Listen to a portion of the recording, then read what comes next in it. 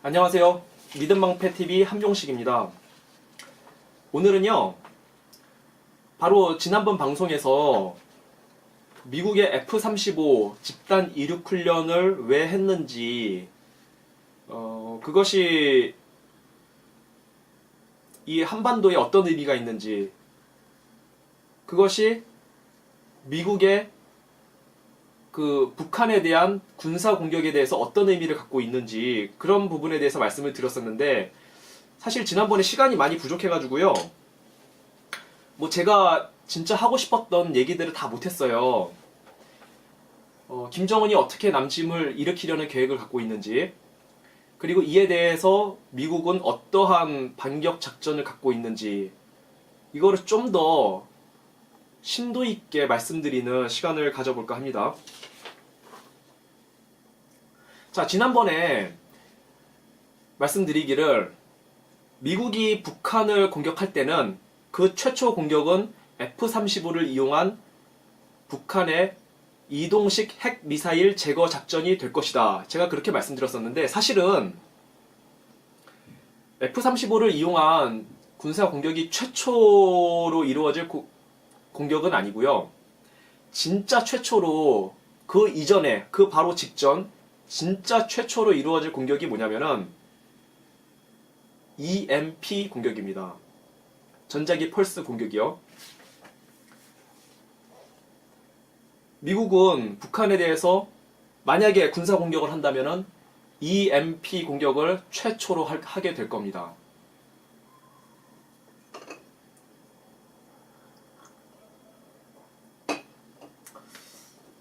우리가 한 가지 알아야 될 사실이 있는데요. 미국이 북한을 공격한다는 것이 이게 얼마나 어려운 작전이 필요한지에 대해서 우리가 좀 알아야 될 필요가 있어요. 미국은 지금까지 핵무기를 보유한 국가를 군사 공격한 적은 한 번도 없습니다. 물론 미국뿐만이 아니라 세계의 어느 나라더라도 중국이든 러시아든 핵무기를 갖고 있는 나라를 공격한 적은 한 번도 없어요. 따라서 미국이 북한을 공격한다는 것은 어떤 역사적 의미가 있냐면은, 핵무기를 보유한 국가를 군사 공격하게 된다는 그 역사적으로 최초의 사례를 만든다는 그 의미가 있는 겁니다. 한 번도 안 해봤던 군사작전이 필요한 거예요. 그 EMP 공격을 먼저 시작하게 될 텐데, 사진 한번 보여드릴게요. 이 보시면은, EMP 탄인데, 이게 핵폭발에 의해서 EMP를 발생하는 폭탄이 아니고 재래식 폭탄에 의해서 강력한 전자파를 발생시키는 재래식 EMP 탄이에요. 그리고 뒤에는 GPS 유도 장치가 있고요. 이 핵무기가 아니지, EMP탄이지. 자, 이 EMP탄은 2003년도 미국이 이라크를 공격할 때 최초로 사용이 됐습니다. 그때 후세인이 지하 벙커에 숨어 있었는데, 미국이 이 EMP탄을 터뜨리니까 지하에 숨어 있던 후세인이 통신이 다 마비가 되니까 완전히 그 지하에서 아무것도 못하고 고립되어 있다가, 그리고 도망 다니다가 붙잡혔다 그래요.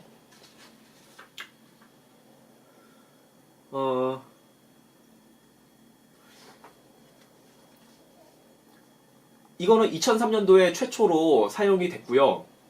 아마 미국이 북한을 공격한다면 그 최초로 쓰여질 무기가 바로 이거가 될 것 같아요. 이 EMP 폭탄. 근데 지금 현재 미국이, 지금 사진에 보면은 이게 챔프라는 미사일인데, 이거는 아직 전략화된 무기는 아닙니다. 이거 EMP탄이거든요. 근데 아직 전략화는 안 됐고 지금 개발하고 있는 중이라고 해요. 이 모양을 보면은 어떤 미사일하고 비슷하게 생겼냐면은, 미국의 제즘이라고 하는 그 합동 공대지 장거리 미사일, 그 미사일하고 비슷하게 생겼어요. 합동 공대지 장거리 미사일이 이제 JASSM, JASSM인데 뭐 그 이제 풀어서 말하자면은 Joint Air to Surface Standoff 미사일 이런 뜻인데, 그러니까 합동 공대지 장거리 미사일 이런 뜻입니다. 요 비슷한 역할을 하는 미사일이 한국에도 있는데, 한국은 독일의 타우러스라는 그 유도 미사일을 도입했어요. 공대지 유도 미사일입니다. 요 제즘하고 겉모양이 비슷하게 생겼어요. 그 이 챔프라는 미사일은 보잉에서 개발하고 있는데, 보잉이 뭐라고 얘기를 했냐면은 앞으로 우리가 EMP탄 챔프라는 모델로 해서 EMP탄을 만들 텐데 이거는 제즘하고 통합형으로 만들 것이다. 그래서 모양이 똑같은 거예요. 겉모양이. 그래서 제줌하고 통합형으로 만드는데 안에 내용물만 바꾸면은 그것이 벙커버스터용 유도 미사일이 되기도 하다가, 또 내용물을 바꾸면은 EMP 폭탄으로도 쓰일 수가 있는 이런 형태로 만들 거라 그래요. 그러다 보니까 원래는 이게 원래 계획했던 개발 시기, 전력화 시기는 2016년도에서 2017년도 요 사이에 개발 완료해서 전력화 하려는 계획을 갖고 있었다 그래요, 미국이. 그런데 보잉에서 이거를 통합형으로, 제즘하고 서로 호환될 수 있는 통합형으로 만들려다 보니까, 그렇게 개발하려다 보니까 좀 늦어졌습니다. 그래서 2020년대 중반쯤에 개발이 완료돼서 전력화가 될 거라 그래요. 그러니까 아마도 미국이 북한을 공격할 그 시점에서는 아직 그 챔프라는 EMP 유도탄이 그 시점에서는 아직 전력화가 되지 않을 겁니다. 그래서 처음 보여줬던 그 2003년도에 사용됐던 그 폭탄이 여전히 북한에도 아마 사용될 것 같아요. 그런데 이 EMP 공격에 대해서 김정은이 얼마나 심각하게 생각하고 있냐면요. 이 EMP 탄 때문에 황병서가 숙청이 됐거든요. 한번 뉴스 보시죠. 네, 이거는 11월 초에 나왔던 뉴스인데, 김정은 인민군 담당 제1부부장 황병서 숙청. 그 이유가 뭐냐면은 빨간색 바로 밑에 빨간색 박스 안에 보면은 EMP 방호 설비 현대화 못한 책임지고 처벌. 예, 황병서가 숙청된 이유는 김정은이 그렇게 EMP 방호화 할 수 있는 그 시설을 최대한 빨리 갖춰놔라. 북한에 있는 모든 전략 기지들을 다 EMP 방호화 하려고 하는데 제발 그 좀 빨리 좀 해라. 이렇게 아마 명령을 내렸을 거예요. 근데 어느 날 김정은이 가서 딱 보니까 다 수공업으로 수작업하고 있다는 뭐 그런 거였어요. 이거 왜 이렇게 중요한 사업을 자동 설비로 해서 해야지, 이걸 왜 아직도 수작업하는 수준에 못 미치게 만들었느냐. 이래서 황병서가 숙청된 겁니다. 그러니까 김정은도 이 미국의 EMP 공격을 굉장히 두려워하고 있다는 방증입니다. 김정은도 알고 있어요. 미국이 자기를 최초로 공격할 때는 분명히 EMP 공격으로 시작을 할 것이다. 김정은도 알고 있는 겁니다. 그러니까 이 중요한 사업을 제대로 못 해낸 자신의 최측근이었던 황병서까지 숙청해버리는 겁니다.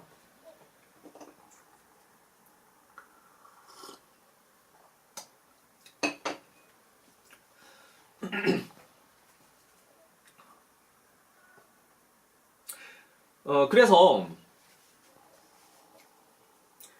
이 EMP 공격을 최초로 하게 될 텐데, 이거는 핵무기를 이용한 EMP 공격이 아니라 원래는 핵폭발에 의해서 EMP 현상이 발생한다는 사실을 알게 된 거 아닙니까? 그래서 핵폭발에 의해서 EMP가 발생이 되면 그 EMP 파장력이 굉장히 크다 그래요. 뭐 몇백 킬로미터, 심지어 1000킬로가 넘는 데까지 그 EMP 효력이 발생한다고 하니까 그것이 만약에 북한 상공에서 핵폭탄이 터지면은 완벽하게 EMP 통제가 될 겁니다. 북한 지역이. 그런데 미국이 북한을 상대로 핵무기를 쓰지 못하죠. 트럼프가 감히 북한 정도를 상대로 핵무기를 쓰지 못합니다. 그 핵무기를 씀으로 인해서 자기가 감당해야 할 외교적, 정치적 부담이 너무 커요. 그게 뭐 중국이나 러시아 정도를 상대로 그래도 물론 핵무기를 써서는 안 되겠지만 그 정도 급이 돼야 뭐 핵무기를 이제 뭐 어떻게 해야 되냐 마냐 이제 손에 만지작 만지작 하는 거지. 북한 정도를 상대로 해서 핵무기를 쓴다는 거는 말이 안 되는 거예요. 그래서 아까 처음 사진에 보여드렸던 그 재래식 EMP탄을 쓰게 될 겁니다. 근데 이 재래식 EMP탄은 EMP 그 발생 능력이 핵폭탄처럼 강하지는 않아요. 훨씬 약하죠. 훨씬 약하죠.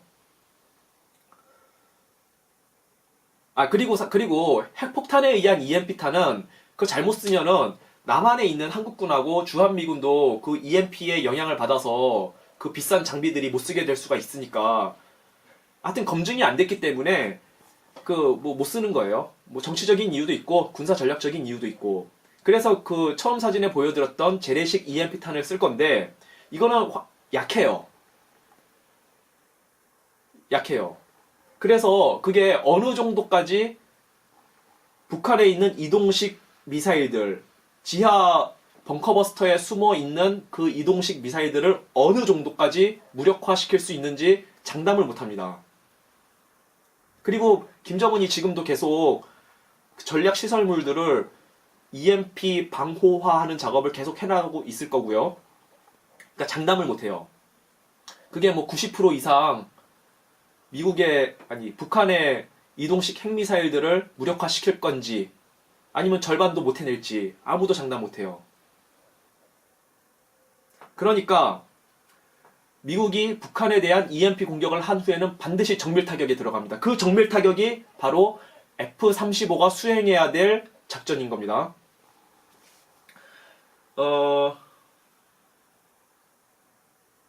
그래서 이제 F-35가 들어가는 건데 이게 이제 지금부터 약간 중요한 내용이 이제 나와야 되는데 자, 그렇다면은 미국은 왜 지상에서 발진시키는 F-35, 지상에서 발진시키는 거는 F-35A라고 A타입이라 그러고 F-35B 타입은 해병대가 갖고 있는 그 S6 그 상륙정이라든가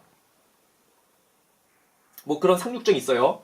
준항공모함급의 이제 항공모함의 한 절반 정도 크기에 되는 경항모 그 정도 크기의 항모에서 그 수직 이착륙하는 F-35가 있습니다.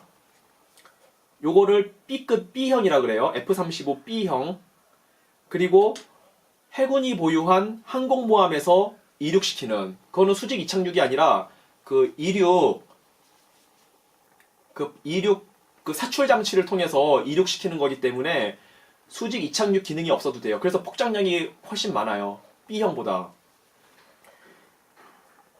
그 해군이 갖고 있는 항공모함에서 이륙시키는 F-35를 C형이라고 그래요. F-35C라고 해요.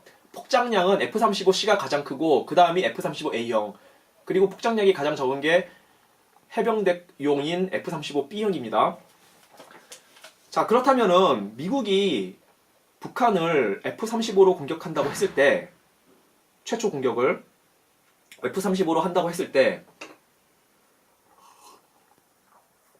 가장 쉬운 거는 미국이 갖고 있는 항공모함에다가 F-35를 싣고 가서 공격하면 되지 않습니까? 그거는 언제든지 자기가 편한 시간에 F-35를 그 항공모함에 싣고 와서 자기가 공격하고 싶을 때 공격하면 되잖아요.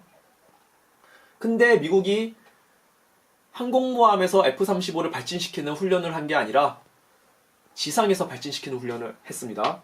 왜 이렇게 했냐면은 물론 일단 첫 번째 이유는 아직 항공모함용 F-35C 그게 아직 그 전략화가 된 대수가 많지가 않아요. 한 20, 30대밖에는 아직 전력화가 안 된 걸로 알고 있어요. 그게 아마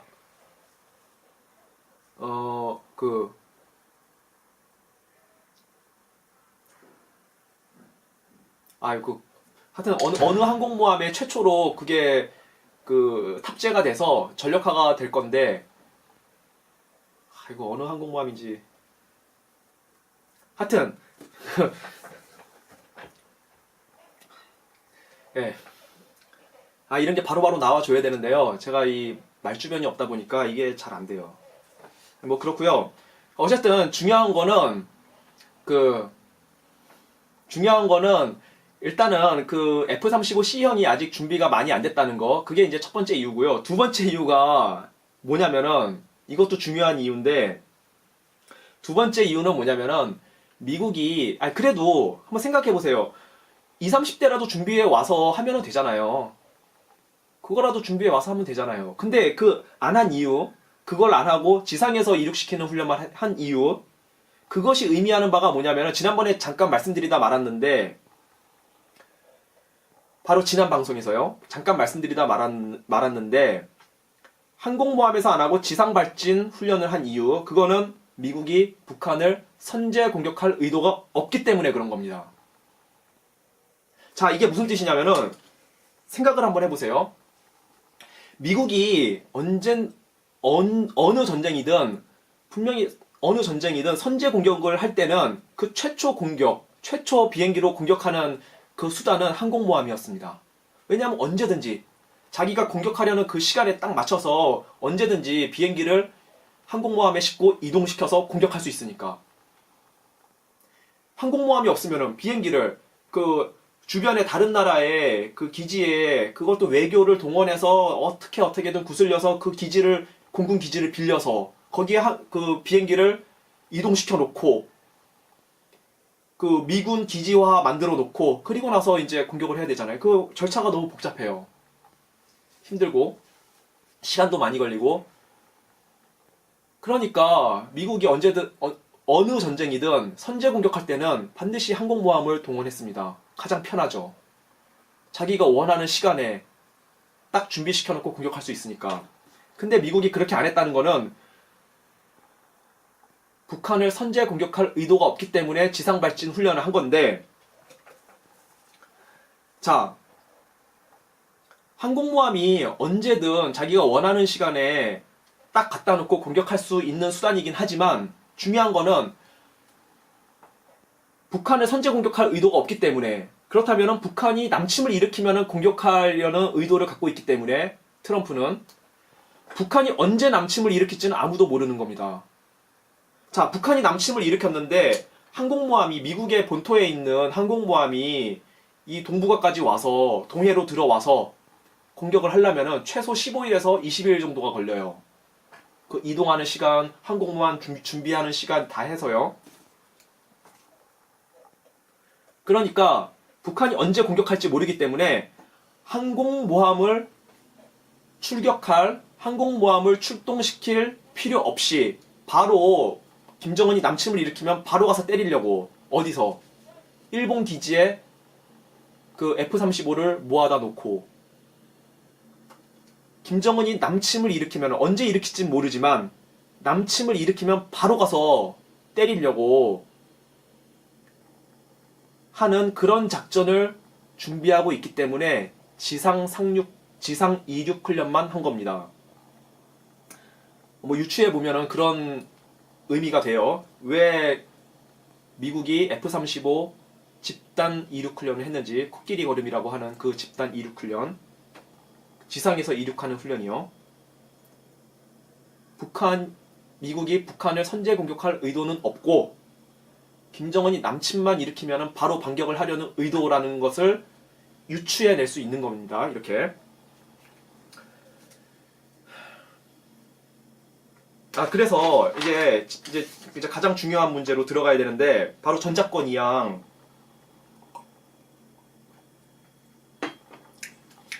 지난 방송에서 잠깐 언급하고 넘어갔었는데요. 트럼프가 한국에 전작권을 이양할 의도가 있다. 지난번에 이제 그 말씀을 드렸었는데, 자, 이 부분에 대해서 좀 더 깊이 한번 들어가 보겠습니다. 한번 뉴스를 보면요. 자, 11월 초에 나온 뉴스인데, 11월 31일 날 정경두 국방장관하고 매티스 국방장관하고 워싱턴에서 한미안보협의회라는 회의를 했었거든요.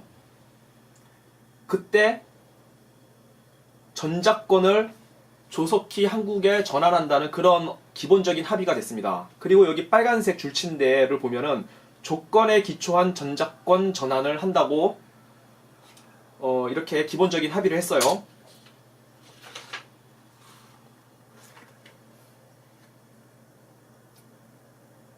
자, 트럼프도 그렇고 매티스도 그렇고 한국의 전작권을 이양할 그 의도가 있어요. 분명히 미국이 전작권을 이양하게 되면은 현재는 한미연합사인데 그것이 이제 없어지고 미래사령부가 새로 생깁니다. 그 미래사령부가 생기면은 거기에 한국군 대장이 사령관을 하게 되고 미군 대장이 부사령관을 하게 돼요. 그 이제 어느 분이 그러시더라고요. 한국군 대장 연봉이 9,600만 원이고 미군 대장 연봉이 뭐 18만 7천 달러인가? 한국 돈으로 환산하면 한 2억 1천만 원 정도 될 거예요. 그렇게 되는데 연봉이 2배가 넘는 사람이 그 참 자기 연봉의 절반도 안 되는 사람 밑에서 부사령관 역할을 하려면 참 보기 민망하다. 뭐 그런 말씀도 하셨는데 어떤 분이 아니 뭐 돈 문제는 뭐 그거는 뭐 그렇다 치더라도 중요한 거는 한국군이 전쟁을 수행할 능력이 없지 않습니까? 전쟁을 수행하려면 가장 먼저 중요한 게 감시 정찰 능력, 정찰 감시 능력. 이게 일단은 눈이 있어야 돼요. 눈이 있어야지 적의 상황을 보고 공격할지 방어를 할지 후퇴를 할지 밀고 올라갈지 그거를 결정할 수 있지 않습니까? 의사결정을 해야 할, 결심을 해야 할 그 눈이 없는 겁니다. 눈이. 감시 정찰 능력이 부족하고요. 두 번째로는 북한의 핵미사일을 막는 탄도탄 요격 체계가 한국에는 없습니다.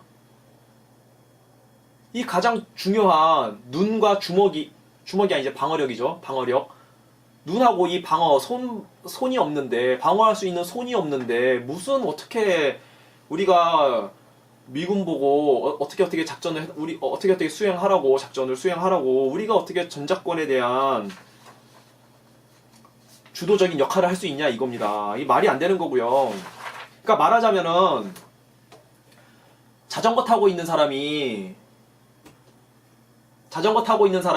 서울에서 대전 내려가야 되는데 너무 거리가 머니까 하루 종일 걸릴 것 같으니 자동차 갖고 있는 사람한테 야 너가 좀 날 좀 태워서 저기 대전까지 좀 최대한 빨리 가줘라. 뭐 이런 거 아니에요. 말이 안 되는 건데. 근데 어쨌든 일단은 문재인 정부가 전작권을 빨리 환수 받으려는 그런 의도가 있고요. 미국 역시 한국의 전작권을 이양하려는 의도가 있는 겁니다. 자, 그 전작권을 미국이 한국에 이양하려는 그 첫 번째 징조는 여러분 다 아시다시피 한미연합훈련이 뭐 취소되거나 대부분이 취소되거나 축소되거나 다 이렇게 됐어요.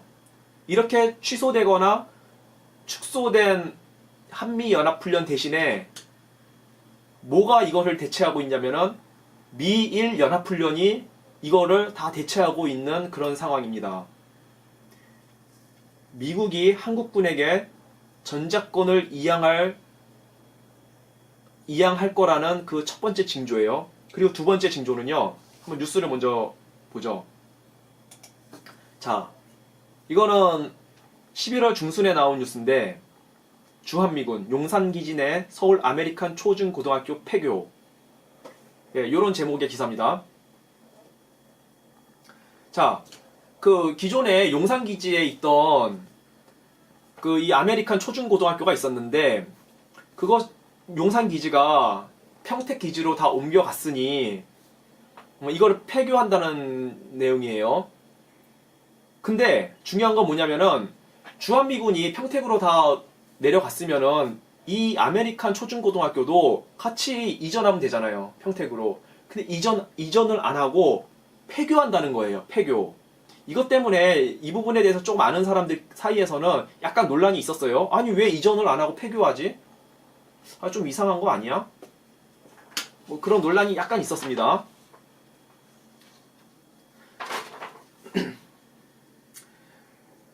자, 그 왜 폐교하겠습니까? 미국이. 왜 폐교하냐면은 이제 주한미군이 가족을 동반하고 한국에 보내지 않겠다는 뜻이에요. 자기네 주한미군을 가족을 동반시켜서 한국에 보내지 않겠다는 뜻입니다. 그러니까 폐교하는 거예요. 이게 이제 두 번째 징조입니다. 미국이 정말 한국의 전작권을 이양할 의도가 있다는 두 번째 징조예요.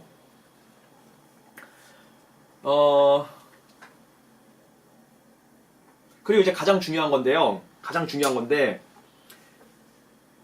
미국이 왜 한국에 전작권을 이양하려고 하냐면요. 가장 중요한 이유는 북한을 선제 공격하지 않을 것이기 때문입니다. 한번 먼저 기사를 보고 말씀드릴게요. 자, 이거는 2015년도에 나온 기사인데요. 주한미군 2사단장 동두천에 있는 210 화력여단을 평택으로 이전할 것. 자, 이런 기사입니다. 자, 요 기사 내용을 한번 보면요. 빨간색 박스 안에요. 210 화력여단은 오는 2020년 중반께로 예상되는 전시작전 통제권 전환에 맞춰 평택으로 이전할 것으로 예상된다. 자, 중요한 게 뭐냐면요. 전작권이 전환되면은 그 시기에 맞춰 그 210 화력여단도 평택으로 이전할 거라는 겁니다. 자, 이게 왜 중요하냐면요. 지금까지 210 화력여단이 왜 경기 북부 동두천 그 자리에 있었냐면은 그거는 미국이 전작권을 갖고 있었기 때문이에요. 미국은 지금까지 줄곧 그 경기 북부 지역에서 인계철선 역할을 하던 미군을 남쪽으로 어떻게든 빼내려고 줄곧 노력해 왔어요.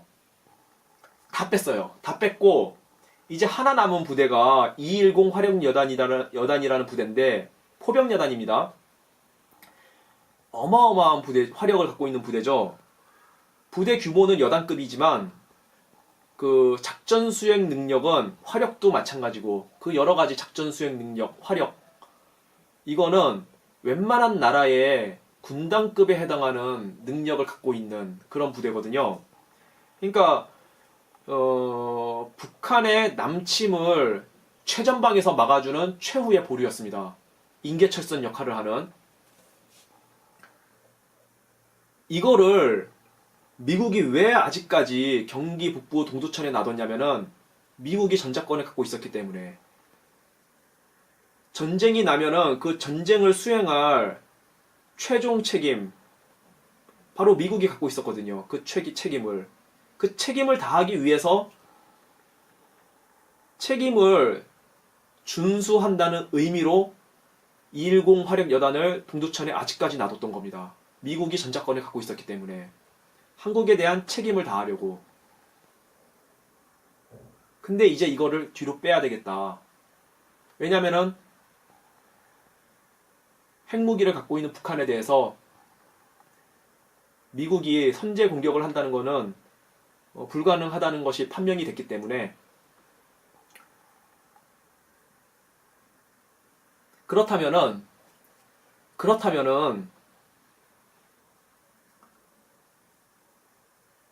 미국이 트럼프가 북한을 선제 공격할 것이 아니라면은 자, 왜 선제 공격을 못하는지 지난번 방송에서 말씀드렸는데요.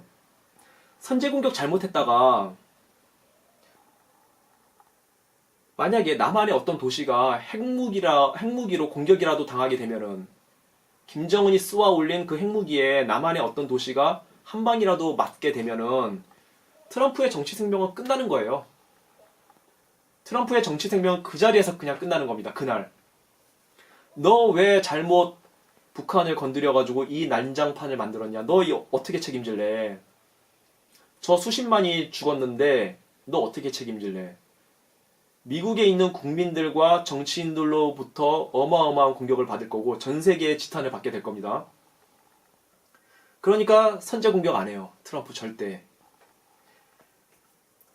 그러면은 가장 좋은 방법은 대화로서 풀어나가는 건데 대화로 비핵화가 되면 가장 좋은데 이 비핵화가 대화로 안 될 거라는 거를 아마 트럼프가 가장 잘 알고 있을 겁니다. 트럼프가 가장 잘 알고 있을 거예요. 대화로 안 됩니다. 김정은은 핵무기를 포기할 생각이 조금도 없습니다. 그렇다면은 마지막 수단은 군사 공격인데 미국이 선제 공격할 의도는 없고 그렇다면은 김정은이 남침을 일으키면은 공격을 하는 겁니다. 김정은이 남침을 일으키면 그때 공격하겠다는 거예요. 그런데 210 화력 여단이 앞에 있으면은 최전방 지역에 있으면은 김정은이 남침을 일으킬 때 혼자 덩그러니 남아서 포위되면 완전 몰살당하는 거거든요. 그래도 트럼프의 정치 생명은 거기서 끝나는 거예요. 그래서 210 화력 여단을 뒤로 빼기 위해서 한국의 전작권을 이양할 의도가 있는 겁니다. 미국은.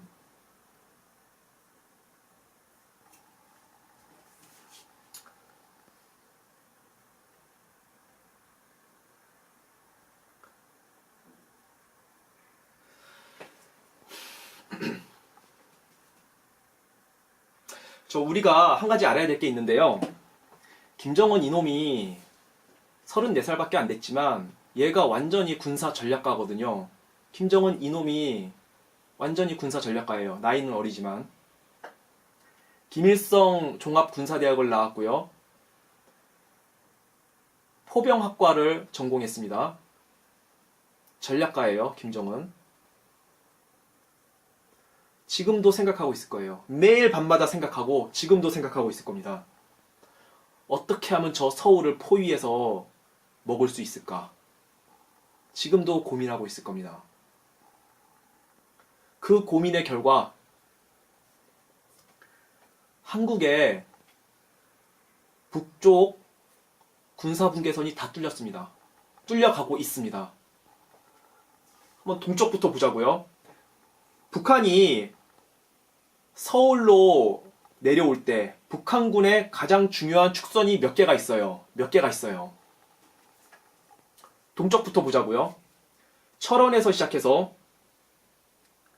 포천, 구리로 이어지는 43번 국도, 47번 국도 축선 이거 하나 있고요. 거기서 중간으로 넘어오면은 중서부전선이에요. 중서부전선으로 넘어오면은 연천에서 시작해서 동두천, 의정부, 그리고 도봉구로 이어지는 3번 국도 축선이 있습니다. 그리고 맨 서쪽으로 오면은 그 개성하고 연결된 파주 문산, 거기서 고양시로 내려와서 은평구로 이어지는 1번 국도 축선이 있습니다. 지금 여기가 다 뚫리고 있습니다. 다 뚫리고 있어요. 지난번 그 뉴스에도 나왔지만 철원의 화살머리 고지에 거기 뭐 지뢰 제거한다면서 길을 하나 뚫어놨는데 그 길 많이 보셨을 거예요. 뚫어놓은 길. 저는 무슨 한 3, 4m 자동차 한 대 그냥 왔다 갔다 할 수 있는 길을 뚫어놓은 줄 알았는데 보니까 폭이 12m나 되는 완전히 고속도로를 뚫어놨더만요. 전차 2대는 충분히 이어종대로 내려올 수 있는 길을 뚫어 놓은 겁니다.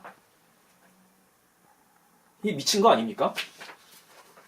자, 동쪽에서부터 중동부전선이죠. 철원이면은 거기 뭐 약간 동쪽 중동부전선에서 그 연천의 중서부전선, 그리고 서쪽에 파주문산, 여기 축선이 지금 다 뚫리고 있습니다. 다 뚫리고 있어요. 그리고 더 중요한 거, 한강 하구가 뚫렸습니다. 이제 그 서해 지역, 한강 하구 쪽에 있는 서해 지역에 한국 해군이 지금 요즘 정찰 못하고 있을걸요? 군사합의서 때문에. 남북 군사합의 때문에. 그러면 언제든지 김정은이 마음만 먹으면은 한강 하구로 해서 김포평야에 상륙 작전을 펼 수 있는 거예요. 만약에 김포평야에, 거기가 한국군의 가장 취약한 지점인데, 김포평야에 예를 들어서 특수부대 1개 연대, 기계화부대 한 1개 대대, 그 정도만 상륙시키면은 그냥 서울 영등포까지 밀고 내려오는 겁니다. 그러면은 자, 철원에서 이어지는 축선이 구리 쪽으로 해서 서울의 동쪽을 포위하고, 그리고 파주 문산에서 시작된 축선이 서쪽에서 시작돼서 서쪽으로 해서 서울의 그 서쪽을 포위하고, 그리고 한강 하구로 뚫고 내려오는 북한 부대가 서울의 남쪽을 영등포 뭐 그쪽부터 해가지고 서울 남쪽을 포위하면 서울이 완전히 포위가 돼요. 완전히 포위가 돼요. 김정은이 지금 이 생각을 하고 있을 겁니다. 어떻게 저 서울을 먹을 수 있을까? 그리고 북한에 대한 선제 공격을 할 의도가 없는, 북한에 대해서 선제 공격을 안 하겠다고 결심한 미국은 한국에 전작권을 줄 의향이 아주 농후하게 있습니다. 자, 그러니까 제가 결국에 말씀드리는 건요,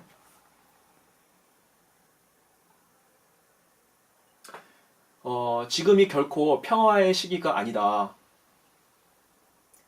지금은 가짜 평화의 시대다. 저는 그렇게 명명합니다. 이것은 역사적으로 아마 훗날의 역사가들이 이 시대를 뭐라고 표현할 것이냐. 아마도 가짜 평화의 시대라고 명명할 것입니다. 2차 세계대전 당시에 가짜 전쟁의 시대라고 있었거든요. 포니 월 타임이라고 하는 가짜 전쟁의 시대가 있었습니다. 한 1년간의 기간인데, 히틀러가 폴란드를 침공하자 영국이 히틀러에게 독일에 선전포고를 해요. 그리고 나서 거의 한 10개월 정도 동안 아무것도 안 하고 가만히 있었어요. 그때 히틀러가 굉장히 긴장했거든요. 왜냐면은 사실 그때 히틀러 독일은 아직 완전히 군사력을 갖춘 상태가 아니었어요. 무기도 많이 부족하고. 근데 그 10개월 동안 영국이 가만히 있었습니다. 전쟁이 두려우니까. 그게 최대의 패착 중 하나입니다. 2차 세계대전의 그 역사 중에. 그리고 나서 독일이 프랑스를 완전히 전격전으로 한 달 만에 먹어버리고 난 이후에 영국이 정신이 바짝 들어서 그때 이제 전쟁을 시작하게 돼요. 그리고 나서 엄청난 사상자가 발생하죠. 엄청난 피해가 발생하죠. 지금 이 시대를 저는 가짜 평화의 시대다. 포니 피스의 시대다. 저는 그렇게 명명하고요. 전쟁이 언제든지 있을 거라, 올 수 있다는 생각을 항상 갖고 사셨으면 좋겠습니다. 뭐 필요하다면은 식량이나 물 이런 거를 뭐 준비해 놔도 좋겠지만, 저는 그런 것보다는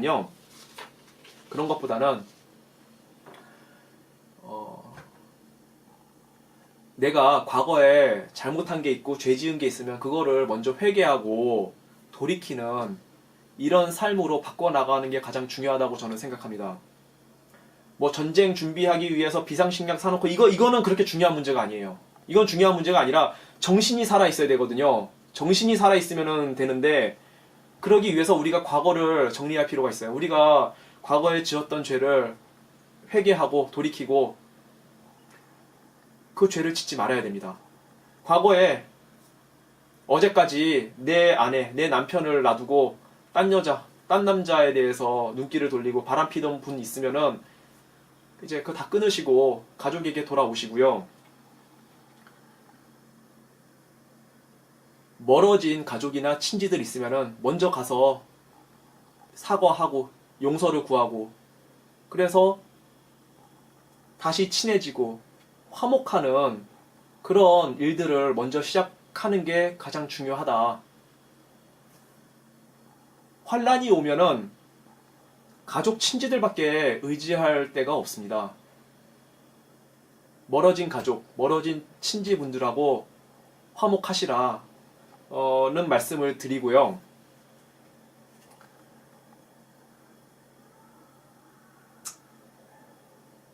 뭐 그렇습니다.